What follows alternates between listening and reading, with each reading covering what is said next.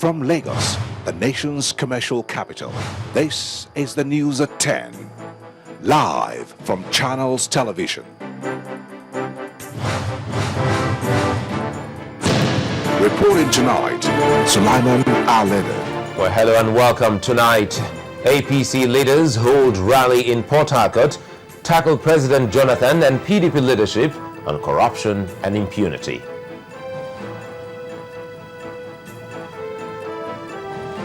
More reactions trail President Jonathan's reply to Chief Obasanjo's letter. Prominent Nigerians differ on the content of the letters. Women civil society groups protest graphic debasement of one of their own, ask authorities to fish out those behind the acts. And South Sudan Army gear up for new assault on rebel stronghold of Bor. On business news tonight, after years in circulation that the CBN phases out polymer notes, says Nigeria is not ready. And on sports news tonight, Arsenal manager Arsene Wenger seeks to break Jose Mourinho's jinx as the Gunners lock horns with Chelsea in the English Premier League. Gloria Omezuke, and from Abuja, Nigerian army insists a Boko Haram suspect was indeed among those living in the uncompleted building raided by security agents, but says he's now at large.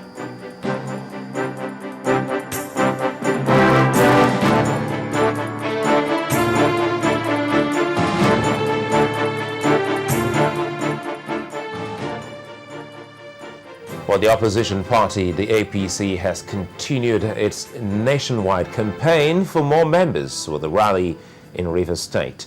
Top APC members such as the interim national chairman of the party, Bisi Akonde, retired General Muhammadu Buhari, former Lagos State Governor Bola Tinubu, and former Speaker of the House of Representatives Aminu Masari joined the host Governor Chibike Amechi at a rally in Port Harcourt, the state capital.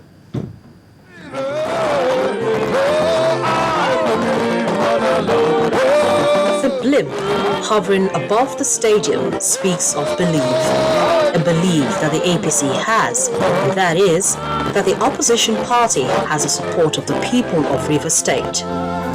Based on this belief, the APC flag is handed over to the Rivers State interim chairman. The committee of APC is being given the flag of the party. From now on, he is having challenges, and the challenge is how to make sure PDP is totally dead in the Rivers State. Mr. Chairman, I greet you all. When last we came here, we came to have the ears of your governor and of his people. We came to beg, we came to solicit for your support for APC. That time you were,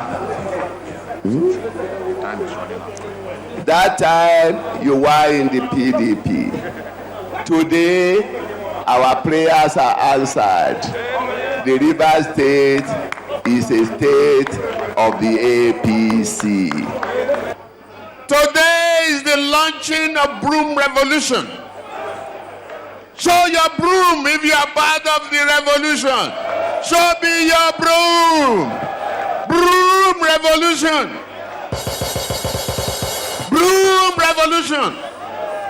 We want to sweep the evil away from Rivers State. We are here to sweep corruption away from Rivers State. We are here to sweep the abuse of power away from Rivers State. We are here to be with you, to help you clean up the cobweb of lies, the cockroach of destruction, the termites of democracy, the enemies of progress. We, in this party, will do everything constitutional to make sure that 2015 election is credible. Things are getting better, for the road is on. host governor's dance steps are becoming as famous as his fiery speeches. With the brief dance over, Governor Amechi tells the crowd that winning further elections will be about making sacrifices and that he intends to lead by example. Let me tell you the metaphor of the broom. I read literature. The metaphor of the broom is that it sweeps out. What does it sweep out?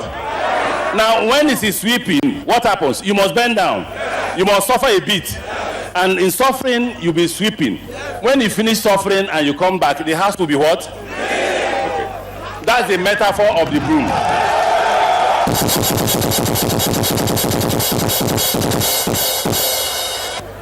You know, one other thing that is bothering me is that all those who are on the other side saying we want South-South president, I agree with them. We want South-South president. Don't worry. We want South-South president.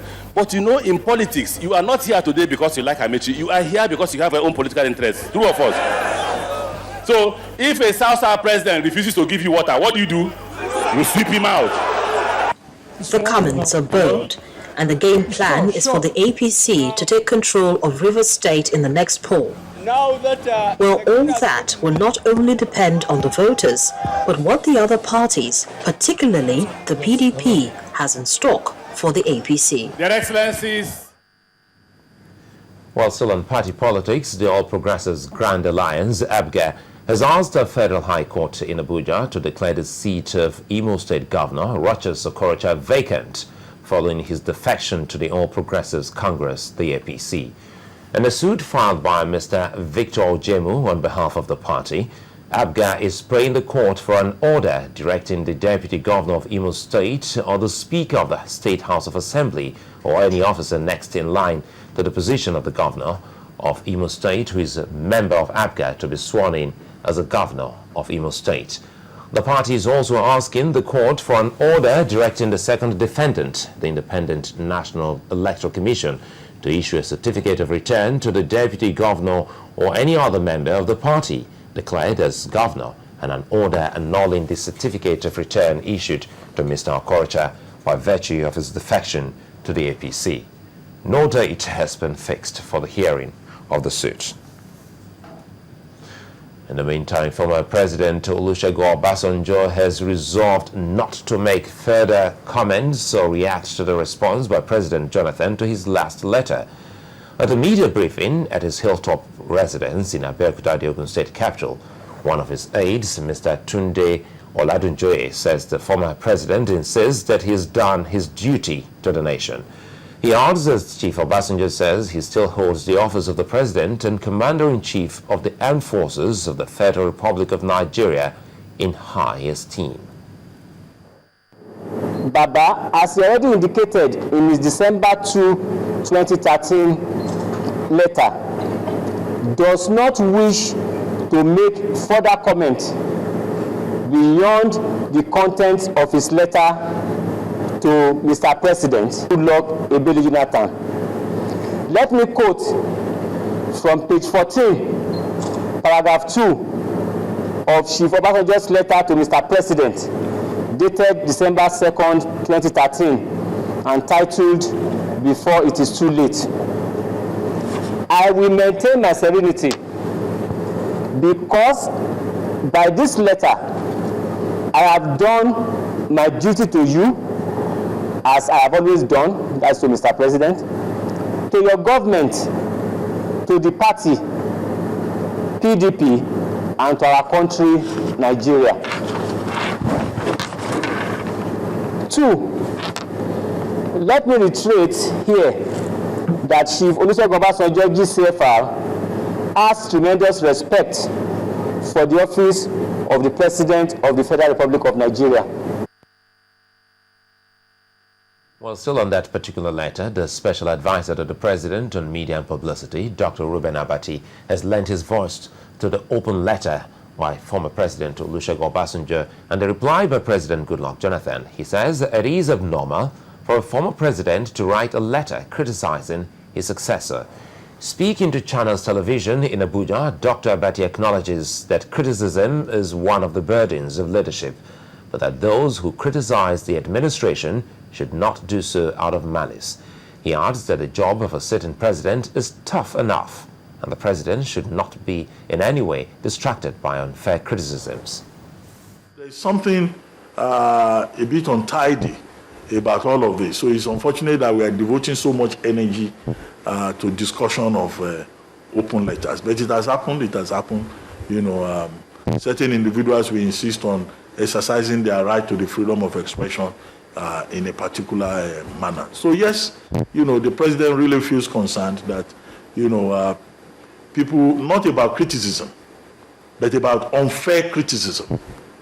And he himself has said it again and again. I mean, he is the president that signed the Freedom of Information Bill into law, okay? And under this administration, and this is one of the achievements, there has been no attempt whatsoever to tamper with anybody's freedom. You know, our democracy is growing, is very robust, because all the fundamental freedoms are freely exercised by Nigerians. And that's why when people visit Nigeria, they say, wow, you know, Nigerians are really quite, you know, expressive. So there's that scope of freedom. But at the same time, the president says, when you criticize, just be fair. Criticism is part of the burden of leadership, okay? But be fair. Don't criticize because you are nursing malice. Don't criticize out of mischief. Don't criticize just because you are looking for faults and you want to mislead the public. That is where his concern lies.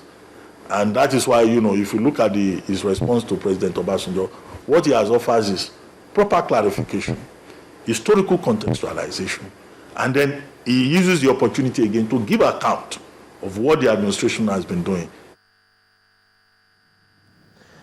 Well, the abuse of 2 women in the Ejigbo area of Lagos by some men about 10 months ago has ignited the anger of human rights activists.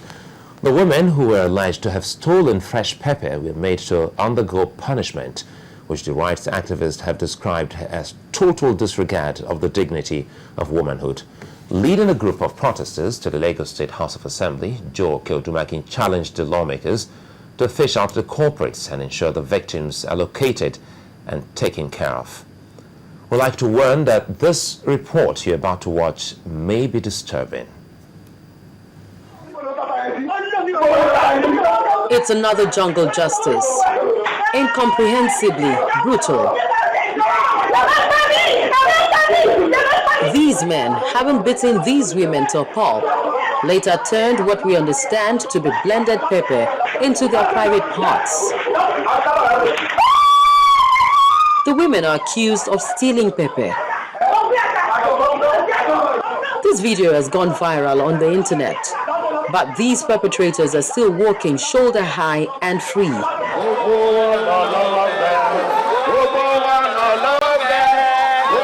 And that freedom is what infuriates these protesters who converge on the Lagos State House of Assembly demanding justice.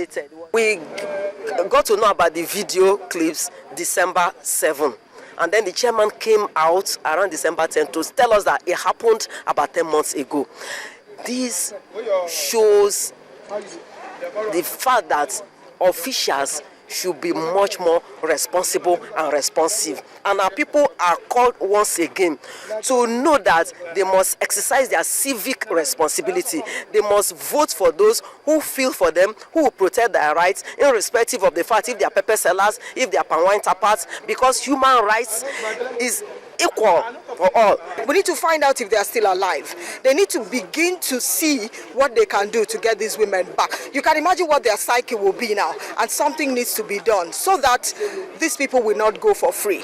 Some other people may be thinking about doing worse things, but if these people are brought to book, look at what is happening in India. When you talk about rape, people need to begin to answer to whatever it is. If you commit a crime, then you must do the time. There's an immediate response to their demand. The Deputy Speaker speaks.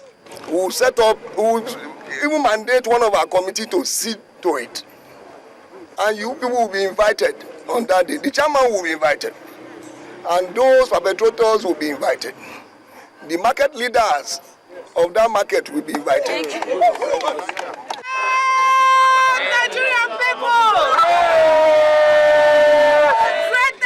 Prohibit Fighting domestic violence against women is one of the laws enacted by the Lagos State House of Assembly, signed, sealed, and delivered to the public.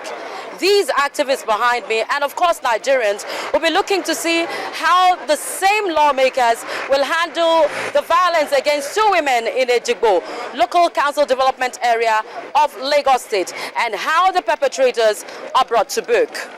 Loretta Chiogo, Channels Television News. Well, Channels Television also condemns this barbaric act and urges the authorities to take action with a view to fishing out the perpetrators and ending such impunity in the country.